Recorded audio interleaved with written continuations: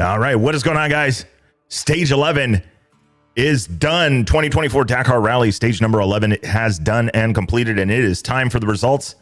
And, well, we're counting them down. That's it.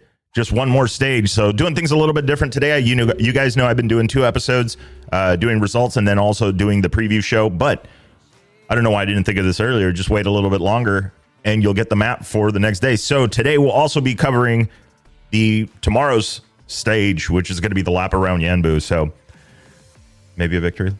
Not going to say it. We're hoping for the best here. We're looking very, very good. All I know is that if I was a mechanic on a certain red team and that rear sprocket's got 52 teeth on it, I would have looked at it 52 times already. Just saying. But hey, if you guys didn't hear it, listen to the episode with NAR Files with Ide Anawa talking about 2020 and his time with HRC, working with Ricky Brabeck as the team manager, or not team manager, the crew chief. So very interesting to see. Kendall Norman was the mechanic at that time for him. So very, very awesome. Okay, let's get to it. Results in the GP class. Well, no, I mean, I kind of figured this was going to happen. So Ross Branch taking the win for today's stage number 11, 4 hours, 51 minutes and 57 seconds. With Ricky Brabeck in the number 2 spot, picking up also an additional 5 minutes and 45 seconds of bonus time. So very well done there on his part. Not losing a lot of time, even though opening and picking up some of that bonus time. Only ended up 32 seconds behind Ross Branch. So very well done. So Ross Branch obviously making up some time, closer to about the 6-minute mark. But it just wasn't enough to stretch that gap out. We'll talk about that in just a second. In the overall, Adrien Van Beveren finishing up in the number 2 spot, 3 minutes and 17 seconds back with a total stage time of 4 hours, 55 minutes and 14 seconds for him. Top 10, let's take a look at it. Luciano Benavides, Husqvarna Factory Racing, 4 hours, 56 minutes and 35 seconds, 4 minutes, 38 seconds back. Toby Price in the number 5 spot on the Red Bull KTM Factory Racing bike, 4 hours, 58 minutes and 28 seconds. Finishing 6 minutes and 31 seconds back. And then Kevin Benavides in the number 6 spot, Red Bull KTM Factory Racing, 5 hours, 2 minutes, 5 seconds for him, 10 minutes and 8 seconds back. Oh, somebody was bad. Got a 1-minute penalty on the stage. I saw some other penalties too. We'll talk about that in a second as well. Daniel Sanders in the number 7 spot, Red Bull Gas Factory Racing bike, 5 hours, 4 minutes, 20 seconds for him, 12:23 back. Michek in the number 8 spot, Orion Moto Racing Group, 5 hours, 6 minutes, 24 seconds, finishing 14:27 back. Svitko in the number 9 spot, Slanoff Rally Team, going to be 5 hours, 7 minutes, 44 seconds back, 15:47 for him. And rounding out the top 10, Pablo Quintanilla on the Monster Energy Honda Team, 5 hours, 9 minutes and 31 seconds, finishing 17:34 back. So that is your results for Rally GP through stage 11. Let's take a look at the Rally 2 side of things. Rally 2, we're going to see Bradley Cox take the stage win, stage number 11, finishing at 5 hours and 2 seconds. And then Harriet Noah on the Sherco TVS factory team, 5 hours, 8 minutes and 31 seconds. And I'm going to stop there really quickly because I've seen some posts. Harriet works or comes and visits, and I know that they train with Mason Klein here in California. And just in some of the social media from Harriet and Mason, you can see how focused, like how disciplined Harriet is, and it's very, very interesting because to me, the fact that he has not been paying attention to the results at all during this rally, has just focused on doing his rally, is very, very interesting. And I think it takes a ton of discipline to be able to do that, to not get curious across these days and not want to go and take a peek at the results. Because imagine his surprise when he finds out that he's leading the Dakar in Rally 2. It's pretty crazy. So awesome to see that. I can't wait to see the face on him when he finally gets to the end and says, okay, let me see the results. And they hand him the biggest trophy or medal.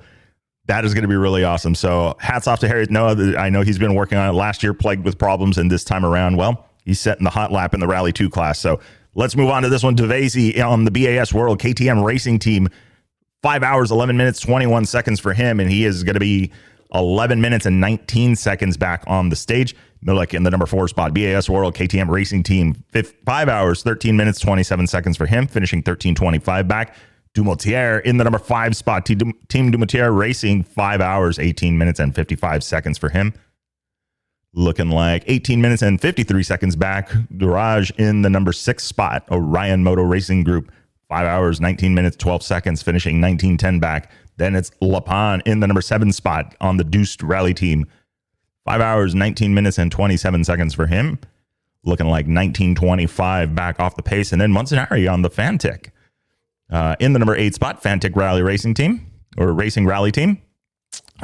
Finishing up 5 hours, 19 minutes, 56 seconds for him. 19:54 back. Bolanos in the number 9 spot. X-Raids Experience.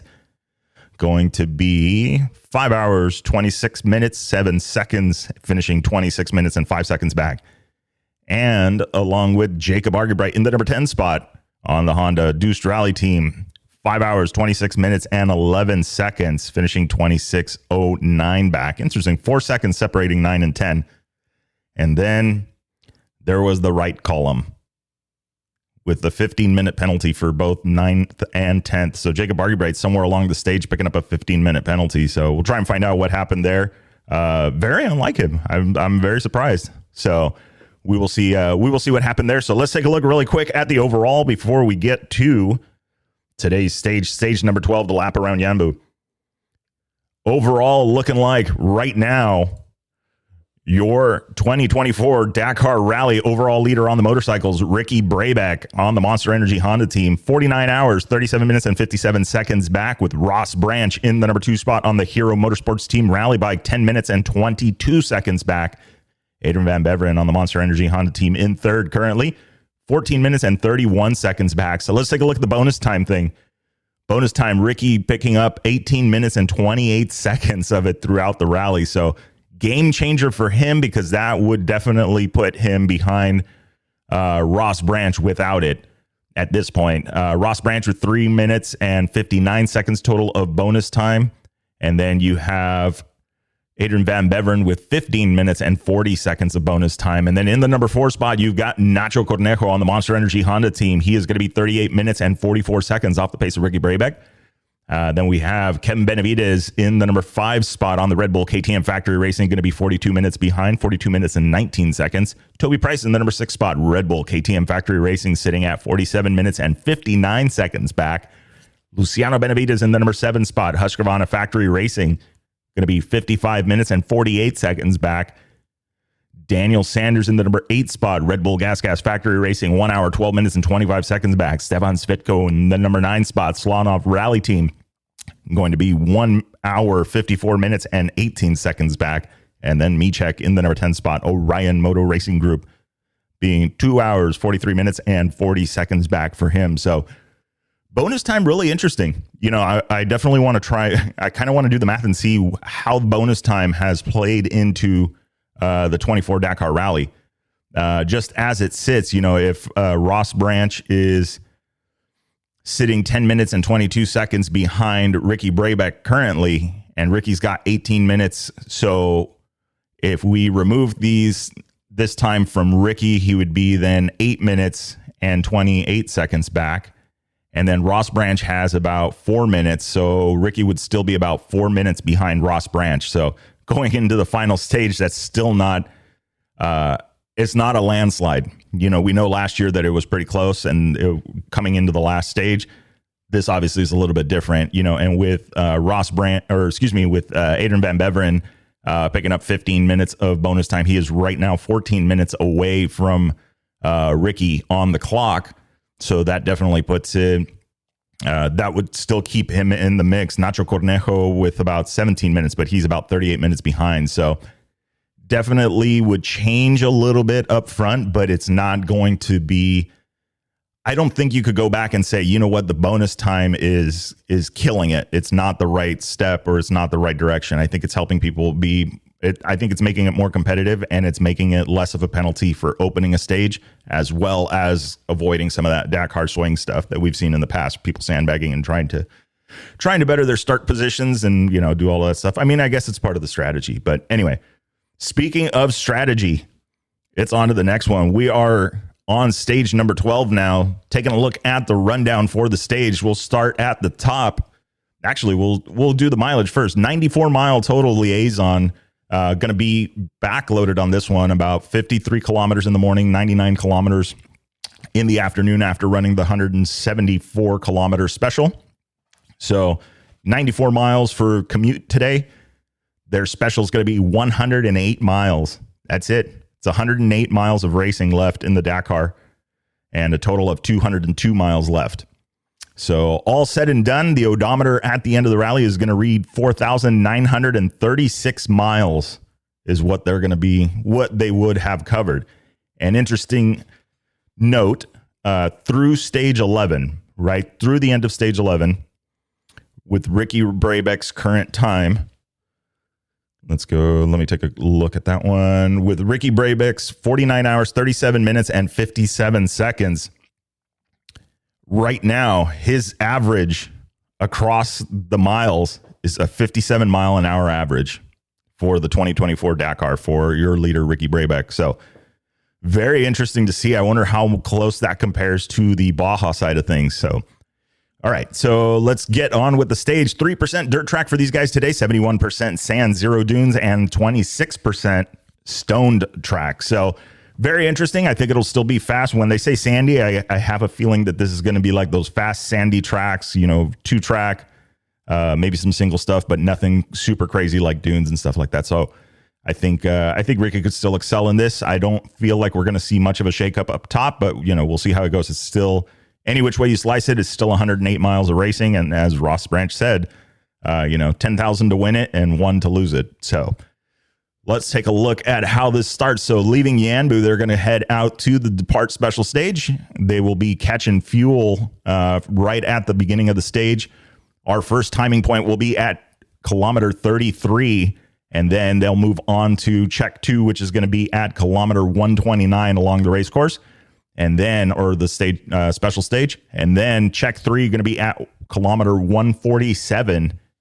And the last one will be at 155 before they arrive special stage. So we've got a few spots along the way where the timing will trigger and we'll get to see it. So thinking about watching it live with you guys tonight, if you guys are thinking of maybe staying up for the stage, first bike is going to be leaving the bivouac at 7 p.m. Pacific Standard Time. So not too horrible. They haven't released the stage timing. I haven't seen it yet.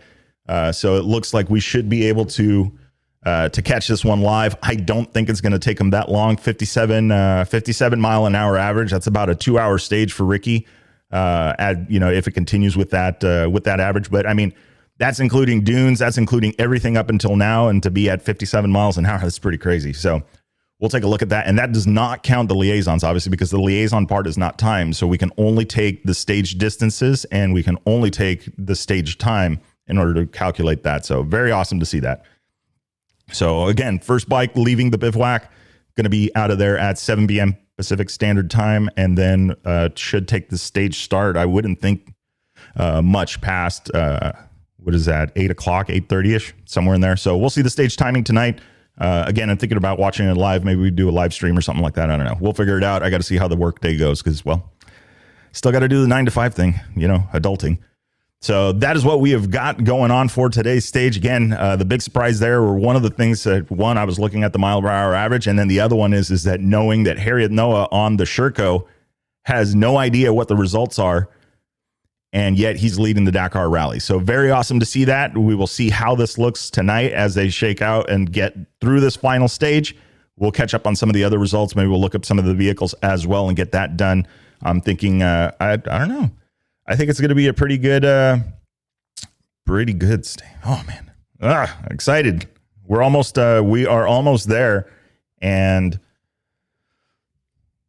no, not going to say it. So I'm hoping for a good quick stage for these guys, and we will see you guys tonight a little bit later. I'm trying to think if there was any of the other things. Oh, there was. So here's an interesting one. So I did reach out to one of the guys that I was able to work with at the Dakar Rally. Or not at the Dakar Rally, at the Sonora Rally. So I was able to share the piece control with one of the guys that helps do tracking and organizes and coordinates the extractions at the Dakar Rally. And so very interesting to see. I'm looking up the message here. Sorry, I'm multitasking. I should have had this one. He was going to try and get me some more information, but I was curious to know a little bit about the production behind this kind of stuff. And normally, like say, for instance, at Sonora Rally, I won't say normally, but what happened at Sonora Rally, you have 2 helicopters, 2 mics.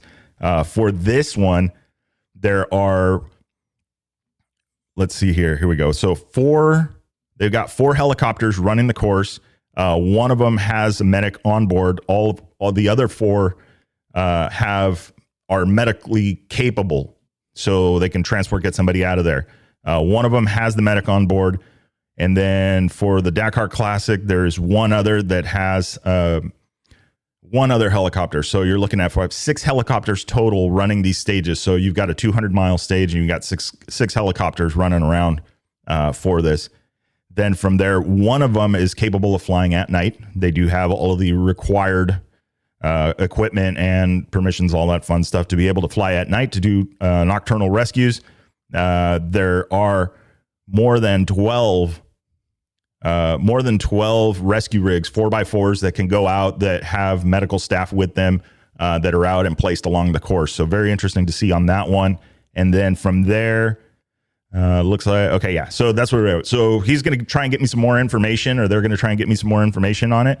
Because I'm just curious, inner workings. I mean, who would think 6 helicopters for a course? The average course distance that these guys are covering is 400 miles. So very, very big production. You guys heard, I talked a little bit about that story of the video I saw with one of the Pearson bikes. So pretty awesome to see. I mean, these guys are pretty talented. They're trying to do their job, trying to get helicopters. I mean, getting guys in and out. So very interesting to see. I do know that in previous editions of the Dakar Rally, where they had people that would stay out overnight, they actually have almost like a separate tracking team. So not only do you have the principal tracking team that's responsible for the stage that's going on right now, and as the riders are going, you've got a whole nother team that's focused on getting vehicles and resources out of the desert from the previous day.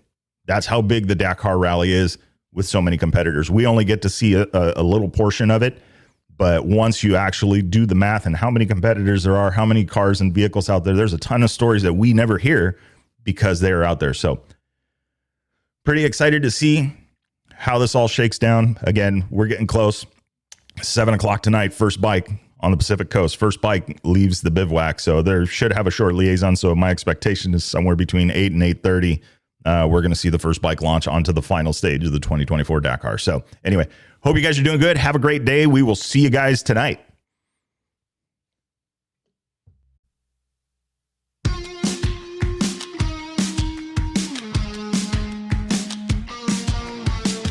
All right, that is a wrap for the Chasing Waypoints podcast. Hope you guys enjoyed the show. Looking forward to our next one coming up. Remember, if you are out riding, do not forget to tag us at Chasing Waypoints. Hashtag Chasing Waypoints. And if you haven't already, get on over to the website. Get signed up for the newsletter, The Bivouac.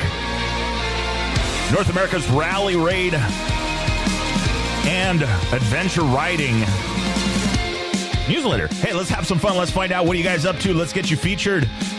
If you're a brand and looking to get supported, get some eyeballs, get some ears on your business. Absolutely, hit us up. Send us a message at podcast at Chasing Waypoints.